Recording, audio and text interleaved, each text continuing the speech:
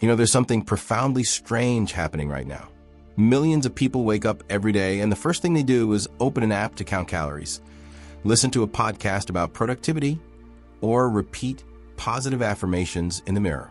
We spend fortunes on courses, therapy, books, coaches, all to become better, more productive, happier, more enough. And here's the curious part. The more you try to improve yourself, the worse you feel. The more you try to fix yourself, the more broken you seem to be. It's almost as if the very search creates the problem you're trying to solve.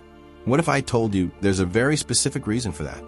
What if the only real problem was the belief that you need to be fixed? Think about that for a moment. We live in an era where there's an entire industry built upon a very simple narrative. You are broken. You are not enough. But don't worry, we have the solution. Buy this course. Follow this method. Adopt this morning routine. And then finally, you'll be complete. It's a brilliant business model, actually, because the solution never truly works. Not because you didn't try hard enough, but because the premise is wrong from the start. It's like selling someone medicine for an illness they never had.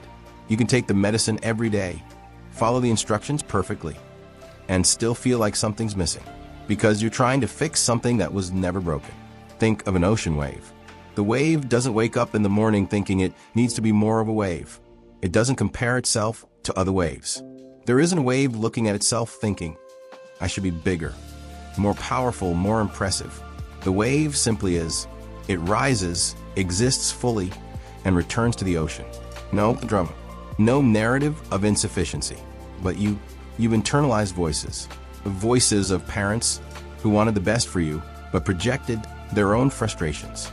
Voices of society telling you that you need to be productive to have value. Voices of the media showing impossible versions of success and happiness. And all those voices created something inside you, an internal supervisor, a relentless critic who's never satisfied. You achieve something, it says it could have been better.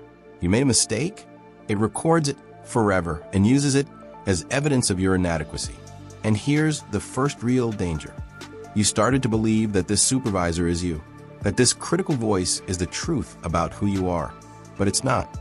That supervisor is just thought, and you are not your thoughts. You are the awareness that observes those thoughts. It's like the sky and the weather. Sometimes there are storms. Sometimes there are dark clouds. Sometimes the sky looks threatening, but the sky itself never changes. The storms pass, the clouds dissolve, and the sky remains. You are the sky, not the weather. And when you understand that, something extraordinary happens. You realize you never needed to be fixed because you were never broken. And there's a second danger here, the infinite comparison. You open social media and see people living seemingly perfect lives, perfect bodies, perfect careers, perfect relationships, and you compare yourself. You measure your reality against the edited illusion of others. It's like a tree looking at another tree and feeling it should have different branches. But a tree doesn't do that. The tree simply grows toward the light. It doesn't waste energy wishing to be another tree. It expresses its own nature completely. And it's precisely by not trying to be different that it becomes magnificent. Now here's the revelation that changes everything. There's a deep paradox at the heart of all real change. When you stop trying to fix yourself, change happens naturally. When you stop forcing growth, you grow. It's the difference between fixing a machine and tending a garden. A machine is either broken or functional. It either works or doesn't. But you are not a machine. You are more like a garden. And a garden doesn't need to be forced to grow. You don't pull the plants upward to make them grow faster. You create conditions. You provide water, light, nutrients.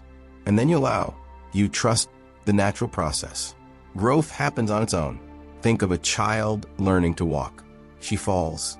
She falls dozens, maybe hundreds of times. But she never creates a failure narrative around it. She never sits on the floor thinking, I'm terrible at walking. Maybe I should give up? Maybe I just wasn't born for this. She just gets up and tries again, without self-judgment, without drama, without narrative. She's completely present in the process of learning. And that's exactly why she learns so fast.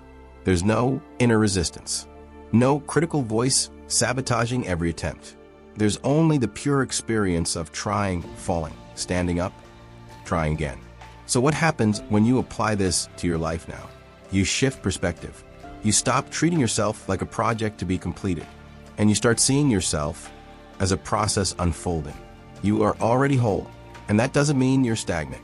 It means you don't need to wait until you're enough to start living. You don't need to wait until you're fixed to allow happiness. You don't need to reach some future state of perfection to finally accept yourself. You can do that right now, in this moment, exactly as you are. And here's what you can do in a practical way. Replace fixing with discovering. Instead of asking, what's wrong with me? Ask, what haven't I yet discovered about myself? Replace improving with expressing. Instead of how can I be better? Ask, how can I express who I truly am more authentically? Replace forcing with allowing. Instead of pushing, forcing, controlling, just create the conditions and allow life to unfold. And watch what happens. When you stop fighting yourself, something remarkable occurs. You release energy. Energy that was being wasted in self-criticism, comparison, and inner resistance.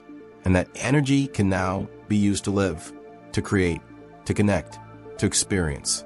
This is not laziness. This is not giving up. This is wisdom.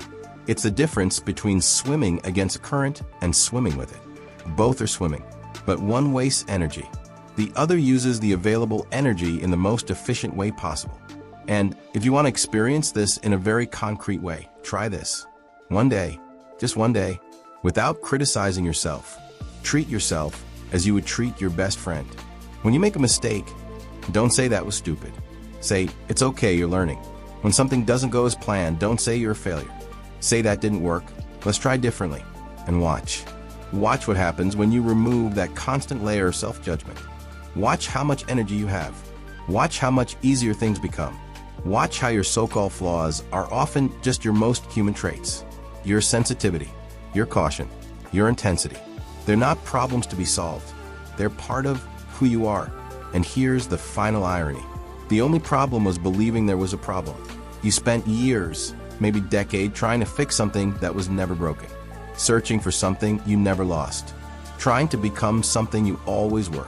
The wave doesn't need to become the ocean. It already is the ocean. You don't need to become enough. You already are. You always have been. And when you truly realize that, not just intellectually, but deeply, everything changes.